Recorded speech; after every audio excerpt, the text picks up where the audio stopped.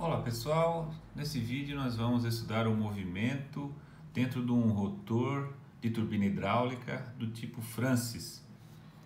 Vocês lembram do vídeo anterior? Nós deduzimos a equação das turbomáquinas que nos permite correlacionar a potência, ou seja, a energia por unidade de tempo, né? Como que essa energia que está entrando ou saindo de um escoamento através de uma bomba ou de uma turbina, como que essa energia se relaciona com os componentes dos vetores velocidade na entrada e na saída. Se vocês lembram, nós resolvemos o problema da bomba, né? Um exemplo onde obtivemos os triângulos de velocidade na entrada e saída do rotor para calcular a potência, né? Ou a taxa de transferência de energia. Para isso, nós desenvolvemos o triângulo de velocidades, tanto na entrada quanto na saída. Calculamos os parâmetros velocidade normal e velocidade tangencial, através da resolução de triângulos. E calculamos esses componentes em função da vazão. Hoje nós vamos aplicar isso tudo de novo, um novo exemplo, que é o da seguinte turbina, ó.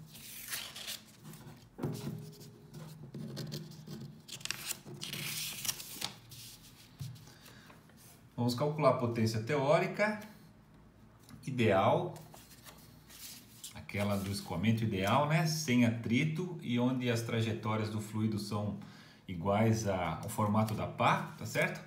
Uma turbina hidráulica, rotor tipo Francis, tem 2 metros de diâmetro externo, meio metro de diâmetro interno. A espessura do rotor é constante, igual a 1 metro, tá certo? Vazão, 30 metros por segundo, ângulo de pá, 45 graus e 35 graus. Lembrando que o índice 2 significa na saída, o índice 1 significa na entrada. No caso da bomba. Já no caso da turbina, o 2 é sempre o externo. Então vai ser entrada agora e saída o 1, tá certo? E a rotação de 90 rotações por minuto. Então, calcular a potência teórica, ou seja, perdão, nós vamos usar a equação das turbomáquinas e calcular a potência em função dos triângulos de velocidade. Agora nós temos uma turbina. Agora o fluido entra tangenciando pelo diâmetro externo na caixa espiral, tá certo?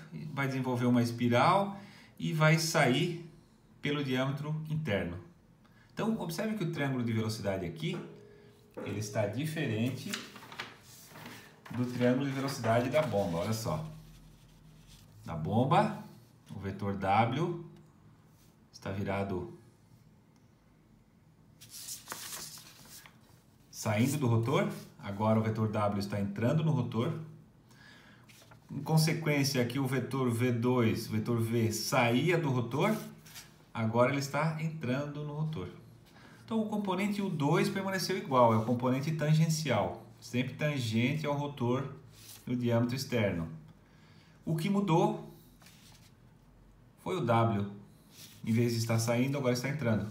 Com isso forma-se um outro diagrama, tanto na entrada da turbina, que é o diâmetro externo, quanto na saída da turbina, no diâmetro interno. Então, de novo, ó, esse é o novo diagrama de velocidades. Vamos sempre comparar com o que tínhamos antes. Antes nós tínhamos o triângulo de velocidade, que era esse daqui. Agora mudou. Vou tentar colocar na mesma tela. Não vai dar. Mas tudo bem, dá para ver que é diferente, né? De qualquer maneira, o que nós precisamos é, para aplicar a equação das turbomáquinas, nós precisamos das componentes tangenciais, tanto na entrada quanto na saída. Então nós precisamos da componente tangencial. Agora, a componente tangencial é maior do que o vetor U. De novo, no caso da bomba, a componente tangencial era menor do que o vetor U. Agora ela é maior. Certo? O resto permaneceu tudo igual, mais ou menos igual. Vamos resolver um exemplo então? Nesse exemplo aí,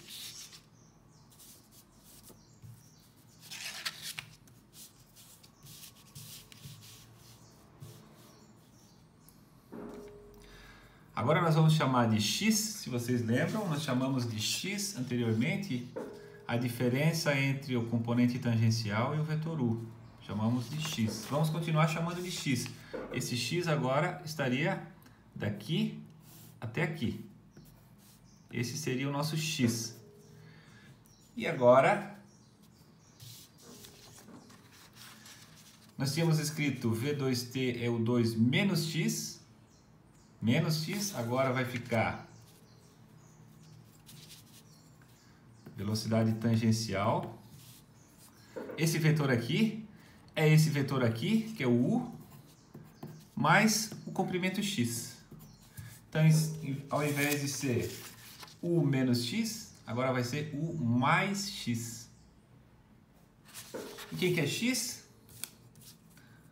Vamos pegar então esse triângulo aqui.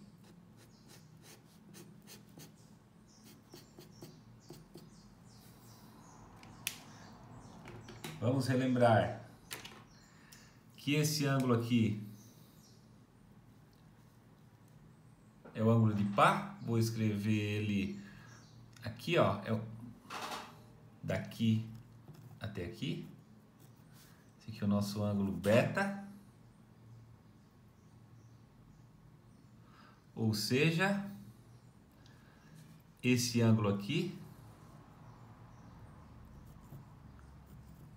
também é beta, o ângulo de pá, certo? E esse ângulo aqui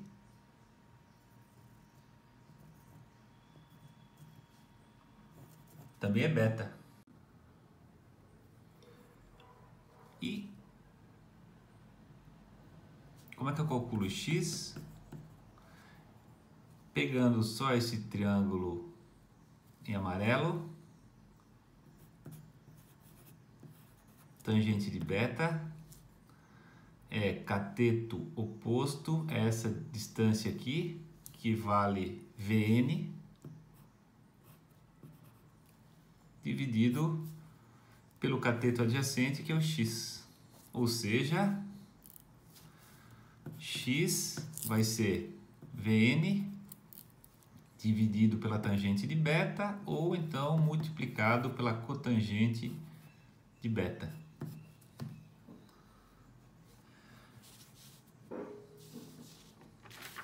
Semelhante, x é Vn cotangente de beta. Ficou igual.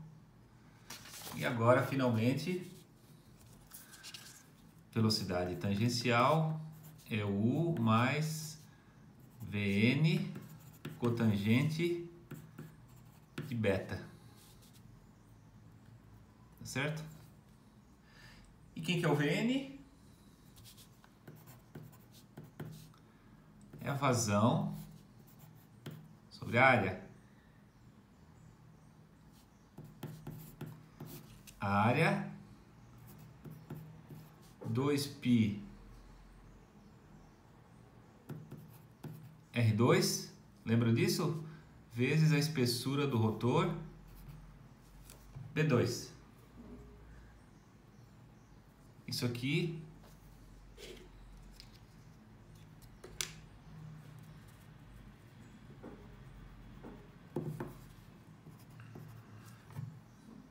no raio maior, ou seja, na seção 2, tá certo?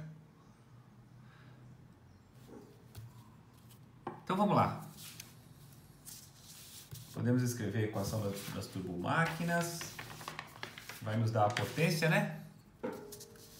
potência mecânica dessa turbina é o fluxo de massa, o 2 V2T menos U1 V1T.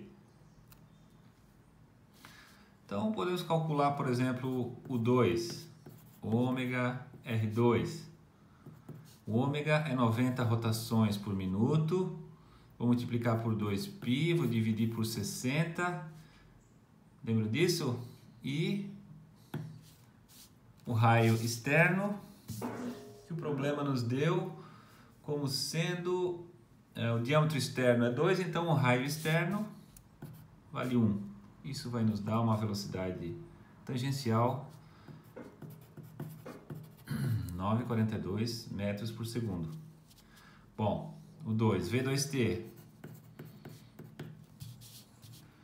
vai ser U2 V2N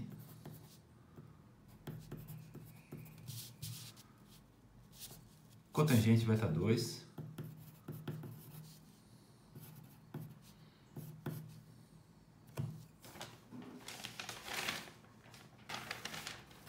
isso vai dar, bom, isso aqui é 45 graus, está ali nos dados de entrada, né? 45 graus. O V2N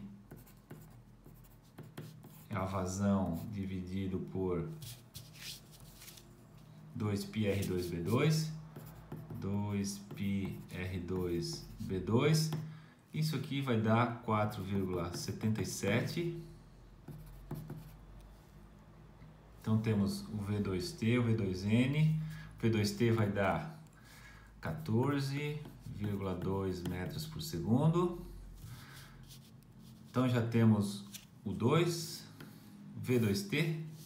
Falta U1 e V1T. Então vamos lá. U1, ômega R1. 90 rotações por minuto, 2π radianos por rotação, 60 segundos por minuto, vezes o raio interno, que é metade do diâmetro, o diâmetro é meio metro, então o raio é 0,25, essa continha vai dar 2,35 metros por segundo. Então a velocidade tangencial externa é 9 metros por segundo e a interna é 2. Essa velocidade tangencial diminui porque o raio diminui, tá certo? Bom, o 1... O que mais nós precisamos? O V1T. V1T. Já deduzimos a expressão para ela. O 1 V1N cotangente de beta 1. O 1 V1N cotangente de beta 1. O 1 está aqui. V1N. Como é que calculamos o V2N? A vazão dividido pela área, 2πr2b2. Então vamos lá, vazão dividido por 2π, agora R1 e B1. Lembrando que o B é a espessura do rotor. Nesse enunciado ele fala que o rotor tem espessura constante. Espessura constante, ou seja, a espessura na entrada e na saída é a mesma. Observe que isso não é obrigatório ser assim, tá? A espessura aqui do rotor é igual à espessura aqui. Poderia ser diferente. Imagine, por exemplo, que isso aqui agora é um prato desses que a gente usa para refeições, de cabeça para baixo. Esse é o formato do rotor. No meio ele é mais espesso e na ponta ele é mais fino. Isso é o mais comum de ocorrer, na verdade, tá? Espessura constante é difícil ocorrer. Para a turbina é bem difícil. Geralmente o rotor tem espessura variável, espessura na entrada e na saída são diferentes, tá? Mas nesse exemplo específico, espessura constante. Então, substituindo os valores, isso aqui é 30,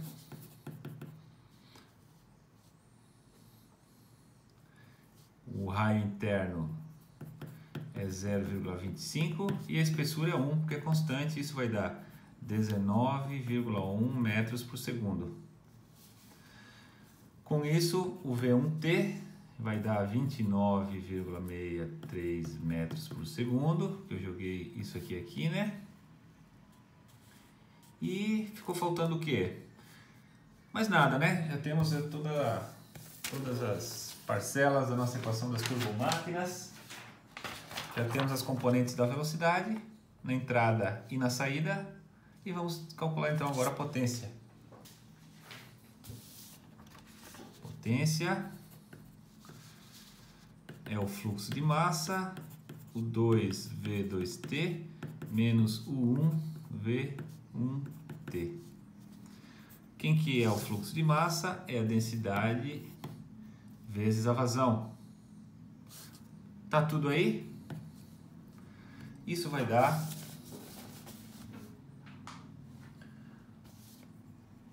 1,92 aproximadamente megawatt. Então 10⁶ watt. Então uma turbina relativamente pequena, se a gente for olhar, né?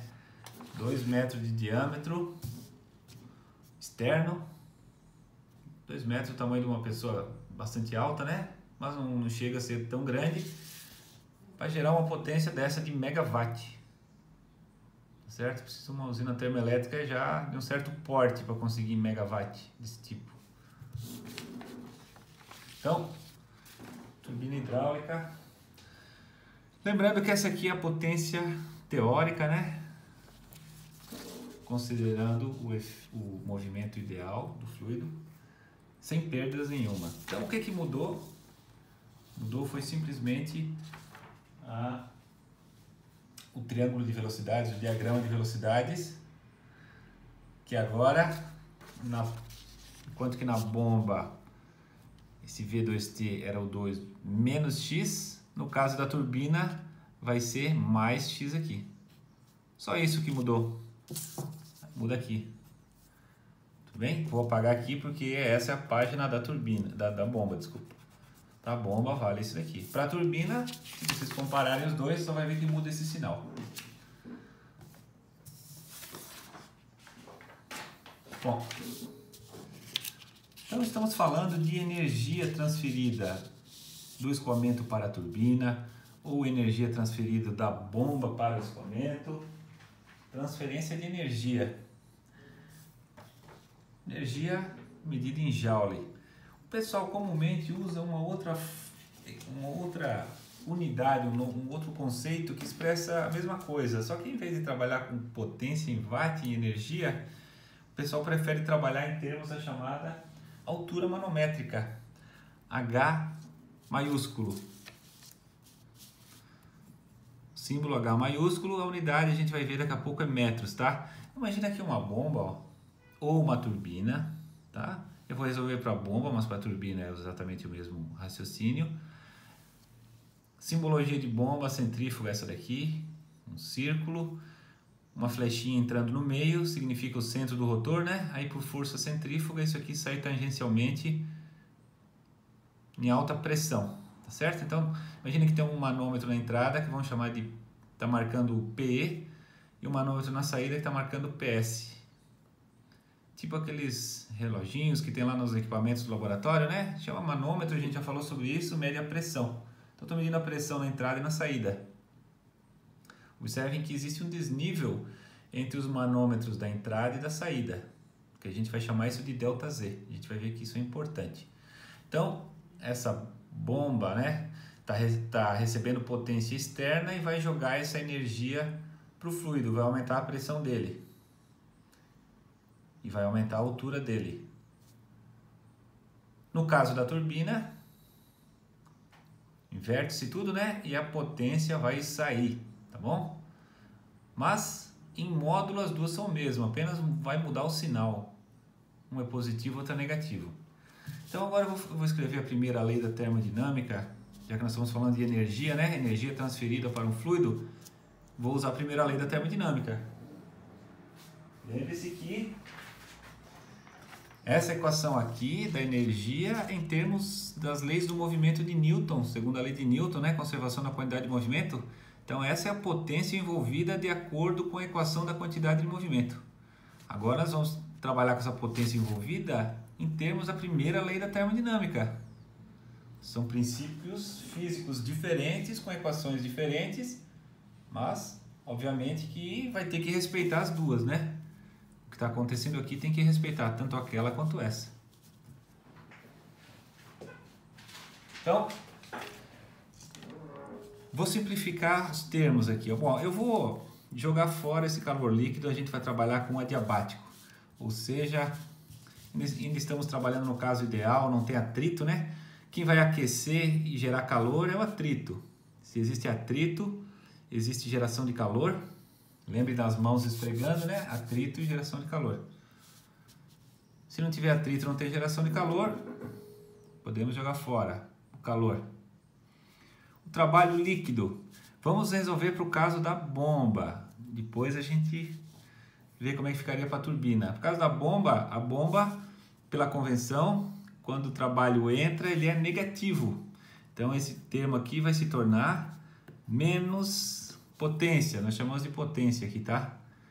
Por que é negativo? Porque está entrando. De acordo com essa convenção, com o sinal de menos aqui, ele é positivo se sai. Como eu sei que ele está entrando, no caso da bomba, eu já vou botar o sinal de menos aqui, para me livrar do menos lá no final. Bom, em regime permanente,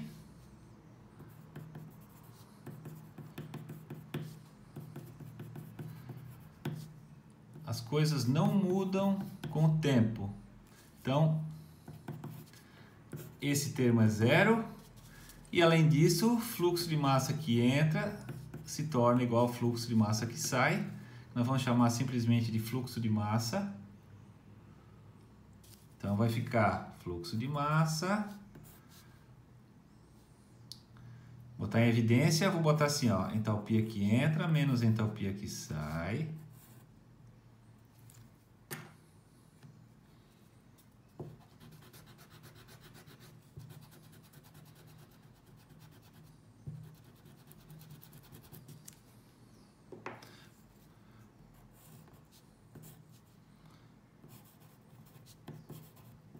Entropia que entra menos entropia que sai.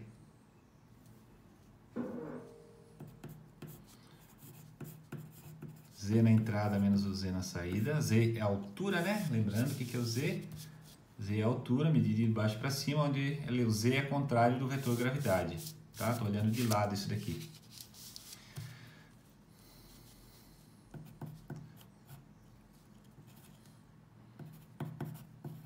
Diferença de energia cinética.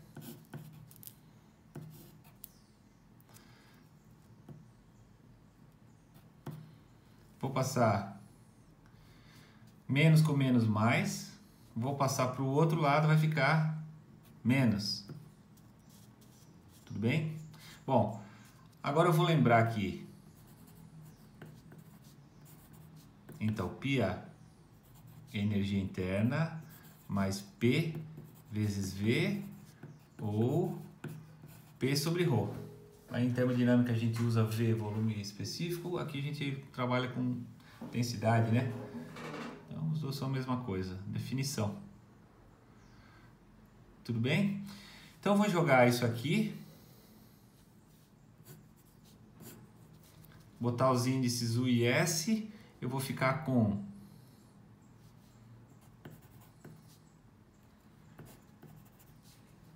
vou passar esse M ponto dividindo,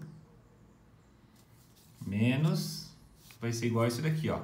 Então vai ficar U na entrada, menos U na saída.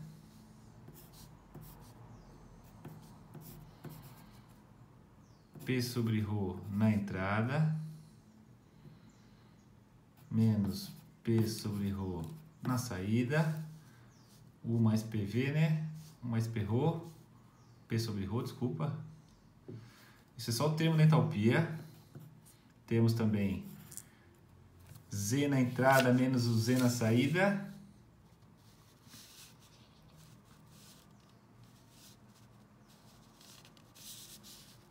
Z na entrada seria essa altura aqui. Z na saída vai dar o ΔZ, tá certo? Aliás, menos ΔZ. Menos ΔZ, porque o Z na entrada está mais baixo que o Z na saída. Certo? Então vai dar menos ΔZ.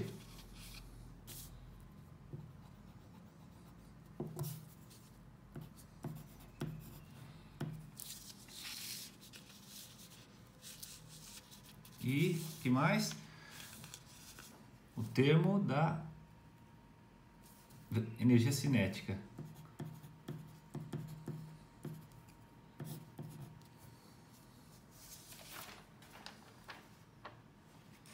Ok? Bom, agora sim nós vamos definir... Bom, a gente vai se livrar desse sinal de menos aqui. Eu vou fazer mais uma simplificação, ó. Lembrando que isso aqui é ΔU, e um ΔU é sempre um CV vezes um ΔT.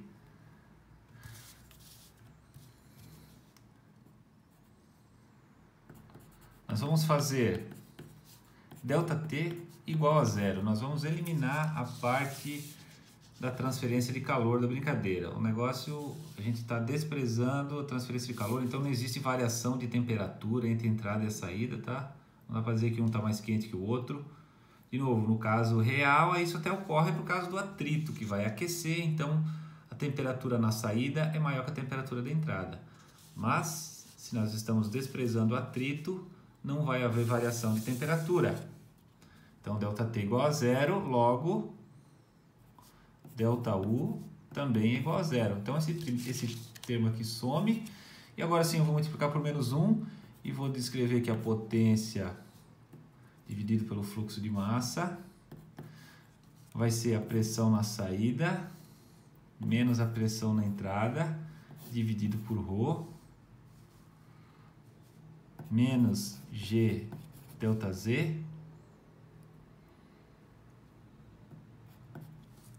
mais velocidade na saída. Invertemos, né? Que ficou positivo agora. Velocidade na saída ao quadrado menos velocidade na entrada ao quadrado. Multipliquei por menos 1, então esse menos com esse menos cancela. E agora sim, vamos definir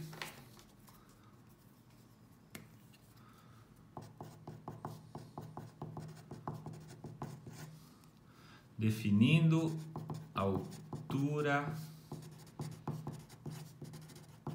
manométrica. O livro chama também de altura de carga. Eu não gosto dessa... A maioria chama de altura manométrica, mas nosso livro traduziu para altura de carga. Em alguns lugares do país deve se usar, mas eu confesso que sempre trabalhei com o termo altura manométrica. Ela é definida da seguinte maneira, ó.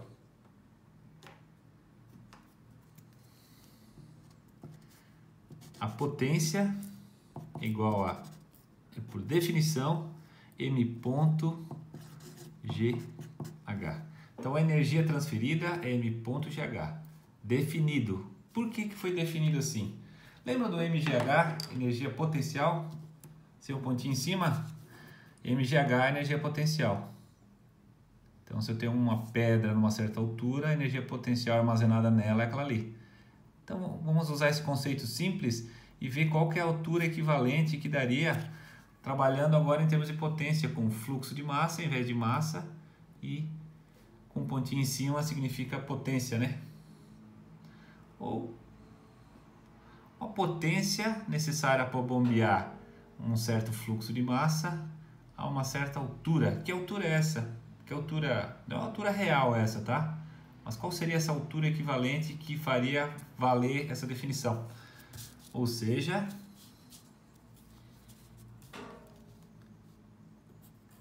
altura manométrica é o fluxo é a potência dividido pelo fluxo de massa dividido por G. Então isso que nós obtivemos aqui em cima, potência por unidade de massa, se eu dividir agora pela gravidade,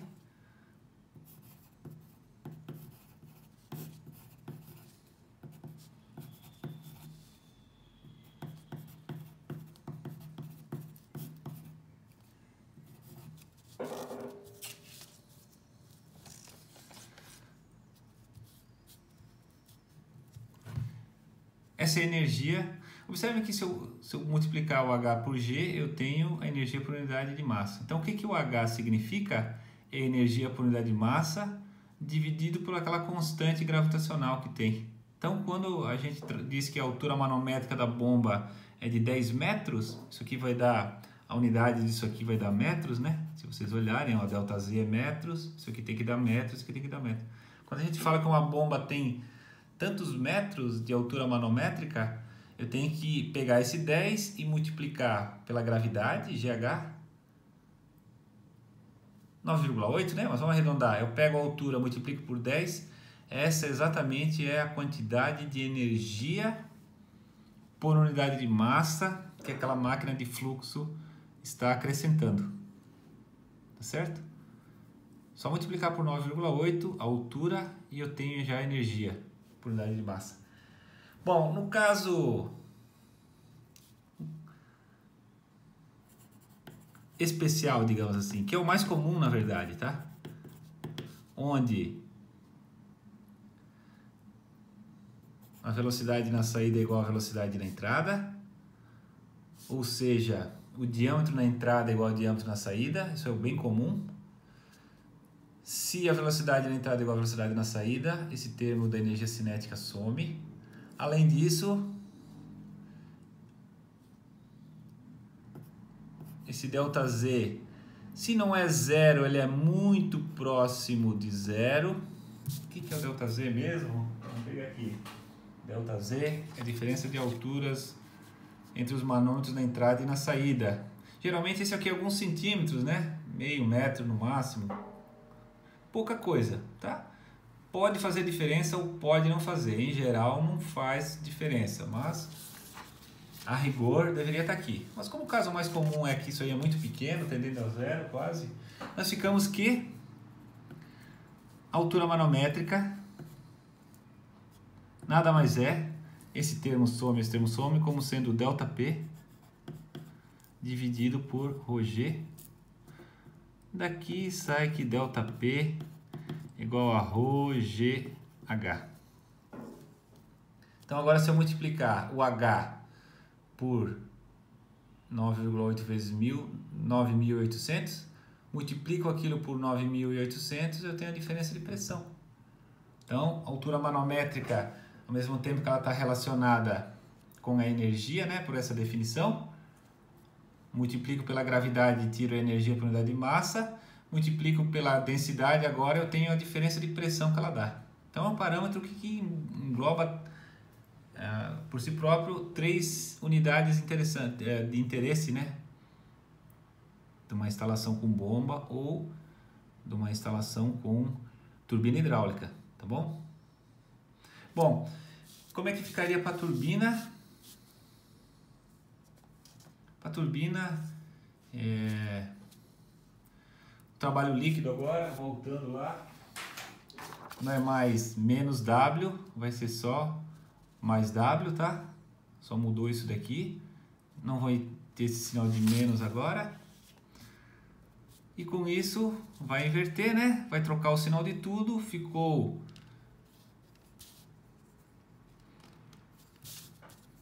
só pegar essa expressão e multiplicar por menos 1. Por quê? Porque agora na turbina, né, a pressão de entrada vai ser maior que a pressão de saída. Tá certo? Se na bomba a saída tem uma pressão maior que a entrada, esse é o objetivo da bomba, né? Essa pressão aqui é maior que essa. Vou pressurizar, então a altura manométrica se transformou numa pressurização. Tá certo? Então agora houve no caso da turbina, há uma queda de pressão. Então o fluido vem em alta pressão e cai para uma baixa pressão. Então vai ficar invertendo o sinal aqui. Altura manométrica também vai ser, por definição, a potência por unidade de massa dividido por G. Vai ser simplesmente PE menos PS dividido por ρg menos o ΔZ mais o VE menos o VS dividido por 2G. Tá? Só inverter o sinal lá, não precisa a gente ficar repetindo tudo, tá? Com isso a gente pode falar dos últimos 2 exemplos que nós resolvemos, nós calculamos a potência e a vazão de uma bomba, calculamos a potência em função da vazão de uma turbina. Agora a gente quer calcular a altura manométrica desses dois equipamentos que a gente analisou o rotor. Lembra? A gente resolveu o triângulo de velocidades no rotor e obteve a potência. Qual que é a altura manométrica equivalente?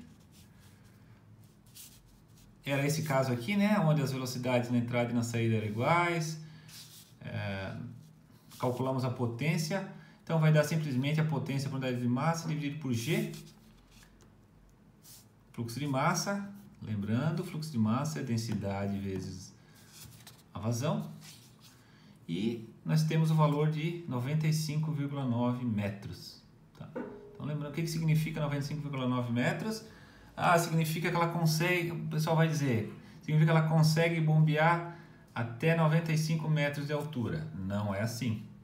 Se botar essa bomba, tentar bombear 95 metros de altura, ela não vai funcionar. A água chega lá, mas não, quase chega lá, mas não chega, por causa do atrito. Ok? No caso da turbina que resolvemos também, 1,2 MW, né? Também usa a mesma equação, a definição de altura manométrica é a mesma nos dois casos, a energia dividida pela gravidade, e vai dar 6,5 metros. Isso aqui é igual à altura da represa, professor? Aproximadamente, mas não é exatamente igual. Por quê? A gente vai ver por causa do atrito. Mesmo motivo como a bomba não consegue bombear isso aqui tudo, de desnível de caixa d'água, digamos assim, não quer dizer que a turbina também, que uma represa de 6,5 metros vai conseguir gerar isso daqui. Tá? A gente vai ver isso com mais detalhes. Isso aqui são valores teóricos, limites, digamos assim.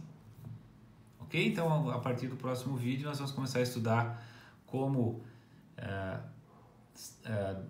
calcular a altura manométrica real, aquilo que realmente as bombas reais conseguem fazer. Ou seja, o quanto elas se aproximam disso daqui, ou disso daqui, a turbina, tá bom?